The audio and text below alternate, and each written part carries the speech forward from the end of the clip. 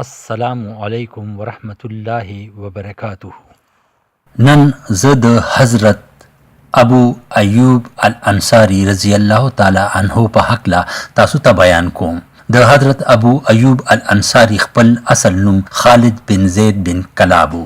هغوی په یثرب کې پیدا شوي او د قبیلې نوم بنو نجر د رسول کریم صلی الله علیه و آله وسلم په نږدې صحابه کرامو کې شامل و. هر کله چې رسول علیه السلام د مکې نه هجرت وکړو نو اول په کوبا کې تقریبا 5 ورځې ایثار شو. هلته د مسجد کوبا بنیاد کېښودو او هغې نه پس مدینې ته تشریف یوړو. هر کله چې هغوی مدینې ته راورسېدل نو د مدینې خواوشا قبیلو اوس او خزرج ورته ډېر په خوشحالۍ سره هرکلی وویل او د هر یو قبیلې دا خواهش و چې نبي علیه السلام د هغوی کره ایثار شي. خو نبی کریم وفرمایل چې زما اوښه چې نوم یې کسوا و هغه چې هر ځای کې کینی نو زه به هغه کور کې استوګنه کوم. کسوا تلا او آخر کې یو خالی میدان کې کېناسته او بیا پاسېده روانه شوه او یو غونډ چکر یې ووهلو او بل طرف نه راغله او هم هغه ځای کې کېناسته کوم ځای کې چې مخامخ د حضرت ابو ایوب الانصاری کور و. حضرت ابو ایوب انصاری د خوشحالۍ نه منډې وهل شروع کړل او د کسوا نه زر د نبی علیه السلام سامان راکوزول شروع کړل. د حضرت ابو ایوب کور 2 چته و. رسول علیه السلام دا فیصله وکړه چې هغوی به په لاندیني چت باندې ایثارېږي او حضرت ابو ایوب او ام ایوب به پاسني چت باندې ایثارېږي. ځکه چې دغه رنګې به ام ایوب او ابو ایوب د خلکو په تلو راتلو نه تنګېږي او څه قسمه تکلیف به هم ورته نه رسي. حضرت ابو ایوب زر د رسول علیه السلام د پاره خوراک تیار کو. هر کله چې خوراک تیار شو نو رسول علیه السلام اعلان وکړو چې دا غیر چاپیره خلک دې هم خوراک لراشي. تقریبا هغه وخت 80 کسان روټۍ د پاره حاضر شو او د ټولو خلکو په مړه خېټه روټۍ وخوړه او د 100 کسانو خوراک په دې ټولو خلکو پوره شو. دا هم د نبی علیه السلام په معجزو کې یو معجزه وه. روایت دی چې حضرت ابو ایوب او د هغوی کوروالا یعنی ام ایوب به په خپله کوټه کې په منځ کې نه تېرېدل چې هسې نه چې په لاندیني چت کې چېرته نبي علیه السلام موجود نه وي او د دوی په هغه ځای کې خپله خپکې نه دي او د رسول علیه السلام بېادبي ونه شي. هغوی به د دیوال په خوا کې تېرېدل. هر کله چې د شپې به اوده کېدل نو هغه به هم د دیوال په خوا کې څملاستېدل چې هسې نه د هغوی خپې د نبي علیه السلام طرف ته شي او دا تسله به یې کوله چې هغوی مخکې نه معلومه کړي چې نبي علیه السلام په لاندیني چت کې په کوم ځای کې آرام کوي. یو ورځ په غلطۍ سره هغې نه د شپې په وخت کوټه کې اوبه تویې شوې نو ټوله شپه هغوی یعنې ښځې او خاوند فیخه تېره کا او اوبه یې وچولې چې هسې نه چې چېرته د اوبو څاڅکي په نبي علیه السلام توی شي. څو ورځې پس هغوی خپل سوچ او مسله رسول علیه السلام ته پیش کا چې موږ دا بې ادبي نشو کولی چې تاسو علیه السلام لاندې استوګنه کوئ او موږ په بره چت کې. نو هغې نه پس رسول علیه السلام پاسني چت ته تشریف یوړو. ام ایوب به د رسول علیه السلام دپاره د خوراک څښاک بندوبست کولو او هر کله چې رسول علیه السلام نه به خوراک واپس راغلو نو ښځې او خاوند به په همهغه پلیټ کې خوراک کولو او ابو ایوب انصاری به د همهغه ځای نه خوراک کولو چې کم ځای کې به رسول علیه السلام خوراک کړی و.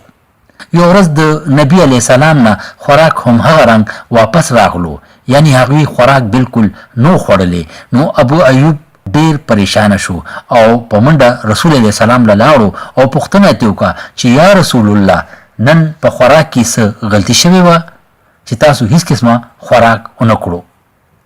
نبی علیه السلام وفرمایل چې ابو ایوب کم خلک چې ماله راځي هغه تاله نه راځي یعنی فرشتې او هغه خلک د پیاز بوی نه خوښوي او نن په خوراک کې کچه پیاز و نو ځکه ما دا خوراک ونه کړو.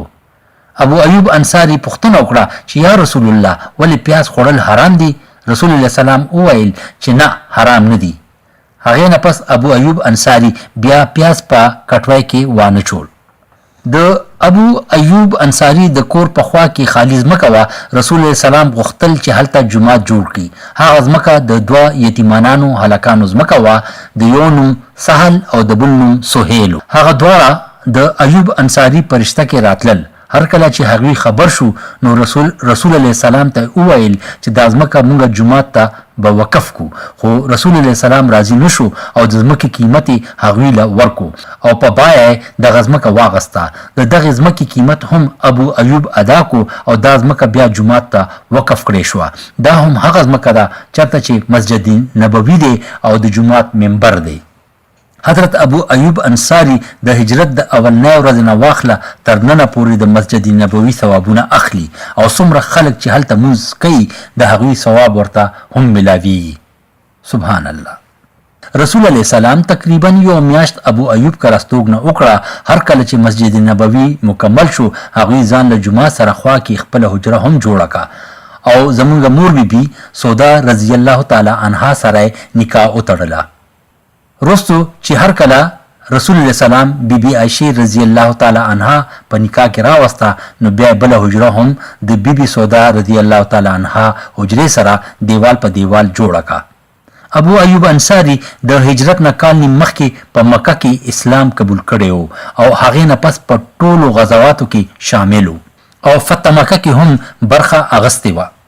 هر کله چې مسلمانانو مصر فتح کو نو هغوی د مدینې نه مصر ته تشریف یوړو او هلته په فسطاط کې د مسجد عامر بن العاص سره دیوال په دیوال اوسېدل شروع کړل. د هغوی نه ګیر چاپیره نور هم مشهور صحابه کرام اوسېدل. هغوی خپل ټول ژوند د اسلامي فوج سره تیر کړو او د هغوی په هکله دا خبره هم مشهوره وه چې هغوی د رسول علیه السلام نه واخله تر حضرت معاویه رضی الله تعالی عنه پورې هر یو جنگ کې حصہ اغستلی وه. هر کله چې یو ځای کې به غزا ختمه شوه نو هغوی به بل محاذ ته ځان ورسولو. یو کم 50 هجری کې د بازنطین بادشاهانو سره سخت جنگونه روانو. په دې دوران کې حضرت معاویه یو فوج تیار کو او په قسطنطنیه حمله وکړه ځکه چې د دغه ځای کلاګانو نه به ټولې حملې کېدې. حضرت ابو ایوب هم دغه فوج کې شامل و حالانکه د هغوی عمر تقریبا 80 کاله و او هغوی ډیر ضعیف هم و. رسول الله سلام فرمایلی چې هر هغه فوج په قسطنطنیه باندې به حمله وکړي نو هغوی دپاره جنت ولیکلی شو. حضرت ابو ایوب هم دغه فوج کې شامل و حالانکه د هغوی عمر تقریبا 80 کاله و او هغوی ډیر ضعیف هم و. د جنگ په دوران کې هغوی ناجوړه شو او د فوج رستنو حصې ته واپس کړی شو. د فوج سپهسالار د هغوی نه تپوس وکړو چې ستاسو څه خواهش دی او ستاسو څه وصیت دی. هغوی وفرمایل چې د مسلمانانو فوج ته مې سلام ورسوئ او ورته ووایه چې ابو ایوب انصاری وصیت کوي چې د دشمنانو فوج کې دننه پورې لاړ شئ، هغوی له شکست ورکوي او زما کفن د کلا د دیوال په بیخ کې خښ کوي او هر کله چې هغوی په حق ورسېدل نو اسلامي فوج د هغوی وصیت پوره کو او یو ډلې د سخت جنگ نه پس د هغوی جسد مبارک تر کلا پورې ورسولو او هلته په خپلو لاسونو ځمکې ته وبخلو. د دې جنگ په دوران کې یو مسلمان فوجي ډیر بهادرۍ سره د دشمنانو په فوج باندې حملې کولې او د ننه پورې د دشمنانو صفونو کې ننوتو. نورو فوجیانو وویل چې سبحان الله څومره بهادرۍ سره جنگ کوي، خو قرآن کې دا هم راغلی دی چې خپل ځان په هلاکت کې ماچوي. هر کله چې ابو ایوب انصاری دا واورېدل نو ودرېدو او وی فرمایل چې ای خلکو چې د کم آیات په حقله تاسو اشاره کوئ هغه په دې حقله نه دی نازل شوی بلکې دا آیات د انصارو په حقله نازل شوی و.